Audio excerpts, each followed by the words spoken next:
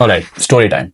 So around 2020 is when I started cycling really seriously for the first time in my life. So I'd go on 50-mile rides. I invested in a bike for myself. I would wake up at 4. I had this regular schedule of cycling around Delhi, and I'd even use my bike to commute to work, which was great at the start, but eventually I became kind of tired of it, kind of sick of it, because at the end of a long day at work, nobody really wants to cycle home for 30 minutes. Right. And so I just wished back then that I had something that was a little bit easier, but I didn't have any other mode of transport. So I was forced to do it. When I moved to London about 2 years ago is when I realized that a lot of people cycle to work here.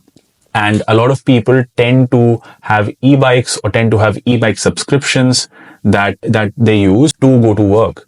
Now, I'm somebody who values a little bit more flexibility. I also don't have enough space to hold an e-bike and a road bike at home. So I just wanted something that would allow me to convert my existing bike into an e-bike, which is why I went down this huge rabbit hole of learning more about e-bike conversion kits, learning more about what are the different types of kits, what are some of the better ones, nicer recommendations that don't necessarily break the bank, and also what are the pros and cons of each type. So I wanted to share this information in this video so that, if there's someone like me, who's out there, who's also looking to understand a little bit more and make a similar decision, hopefully this saves you a ton of research time. Right.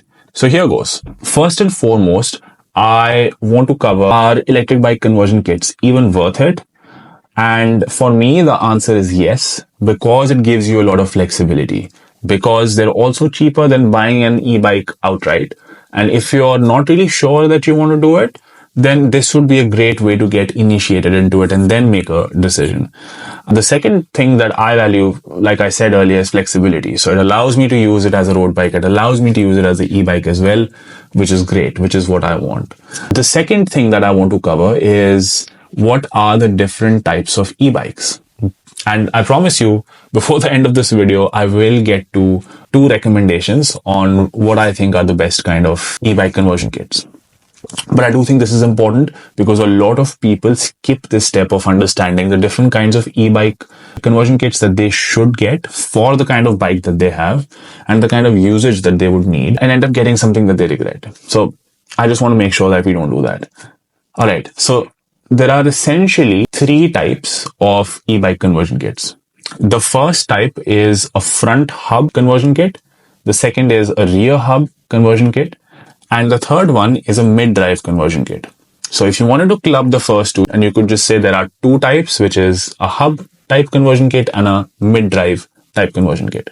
And what that means is the hub type conversion kit will get attached to your front or your rear wheel. And that's where the motor will reside. That's where the entire paraphernalia will reside. And that's where the power will come from while you pedal your bike. The second type, like I said, is the mid-drive. That's so the motor gets attached near your crankset. So that's the part where your chainring is, where your pedals are attached. So in that area is where your mid-drive motor gets attached. And so there are pros and cons of both. Let me talk you through that. And hopefully that helps you make a decision. So I'm just going to read through my article, few of the points that I wrote down. So the front hub conversion kit, it's one of the most common types that you'll find. It's easy to install, doesn't really require a lot of special tooling, and is comparably a little bit less expensive than the mid-drive one. However, they tend to struggle with high speeds, and they might put a little bit of an extra strain on your bike's front fork because of their heavy weight. So that's just something to think about. Again, whatever bike conversion kit you decide on, just have a look at your manufacturer's recommendations in terms of weight, because adding that additional weight on your standard bike and adding that additional strain and force on your bike as you go at a higher speed might cause a little bit of wear and tear that would be accelerated over the course of, let's say, next 2 years, 3 years as you use this conversion kit. So that's just something to think about. Of course, most bikes are designed to handle that kind of load. So it shouldn't be a big deal. It just would be that if your chain set was going to wear out in, let's say, 3 years, it might wear out in 2 years' time. So that's just something to think about. The second type of conversion kit is your rear hub e-bike conversion kit. Now, because the weight is added to the back end of the bike, it's a little bit better. It's a little bit more balanced. And also it gives you the feeling that you're being pushed rather than being pulled. So if you have a front conversion kit, that can be a little bit disorienting for most people. But with this one, it's a little bit easier. And it's also a little bit more balanced because it's on the back side. And so it's just that the distance between the kit and the wheel, the hub, is a little bit more. So it's just a little bit more balanced. The third type is your mid-drive e-bike conversion kit. Now, this basically, like I said, it sits in the middle of your bike where the cranks and the pedals are attached. These are typically a little bit more expensive, about $100, $150 more expensive than the other types of kits that I spoke about, but they're a popular choice because essentially they'll be the most balanced because they're sitting in the middle, provides an overall much smoother riding experience.